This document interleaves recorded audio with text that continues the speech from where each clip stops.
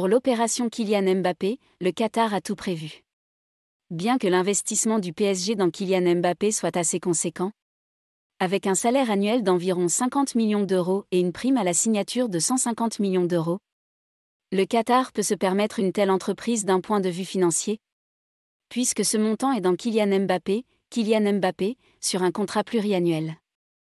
Le Paris Saint-Germain a réussi à prolonger le contrat de Kylian Mbappé jusqu'en juin 2025. Après une confrontation historique avec le Real Madrid sur le point de l'accueillir en tant qu'agent libre cet été. Aux grandes dames du président de la Liga Javier Tebas, il a condamné l'énorme perte. Le Paris Saint-Germain aurait dû empêcher le club de le faire. Que ce soit au niveau du salaire de 40 à 50 millions d'euros par an et d'une prime à la signature de 150 millions d'euros. Selon El Atlético Sport. Cependant, Javier Tebas a une vision complètement différente de la situation. Comme en témoigne un communiqué de presse de la Liga du Paris Saint-Germain quelques minutes avant d'annoncer sa prolongation de contrat avec Mbappé le 21 mai.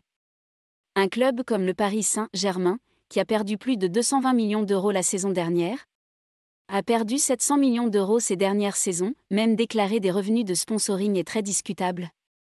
Avec des coûts salariaux d'environ 650 millions d'euros pour 21/22, face à un accord de ces caractéristiques, des clubs pouvant assumer l'arrivée de joueurs sans voir leur masse salariale dégradée se retrouvent dans l'impossibilité de signer. Pour toutes ces raisons, la Liga va saisir l'UEFA, l'administration et les impôts français, et porter plainte contre le Paris Saint-Germain ont été déposés par l'instance dirigeante de l'U pour continuer à défendre l'écosystème économique du football européen et sa pérennité. L'UEFA a infligé au Paris Saint-Germain des sanctions sévères après que la Liga a déposé une plainte pour non-respect par le PSG du fair play financier de l'UEFA, bien que le TAS les ait annulés dans une décision bizarre. Que ce soit le président du Paris Saint-Germain, Nasser Al-Khelaifi, et le président de la Ligue française de football Vincent Labrunet ont tous deux répondu à Javier Tebas depuis lors. Labrune a même repensé le président de la Liga. Tout comme le président de l'UEFA, Alexander Ceferin, a notamment récemment délivré le message suivant. Ce n'est pas le Real Madrid ou qui que ce soit d'autre qui dira à l'UEFA quoi faire.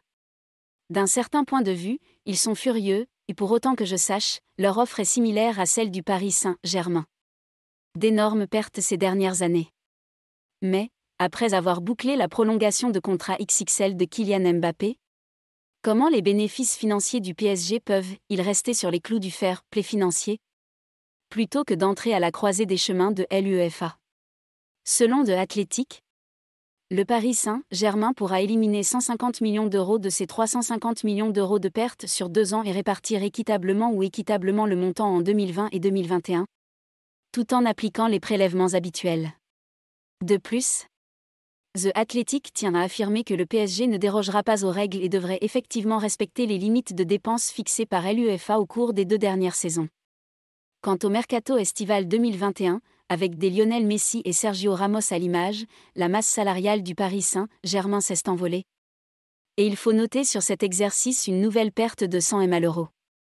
Le Qatar promet le Paris Saint-Germain à l'UEFA. Cependant, The Athletic souligne que le président Nasser Al-Khelaifi et toute la direction du Paris Saint-Germain sont bien conscients que le patron qatari fera confiance à l'amortissement de l'investissement XXL, utilisé pour prolonger Kylian Mbappé ainsi qu'à la prime à la signature de 150 millions d'euros utilisable dans son amortissement et répartition sur les 3 années du contrat, tout comme l'indemnité de cession.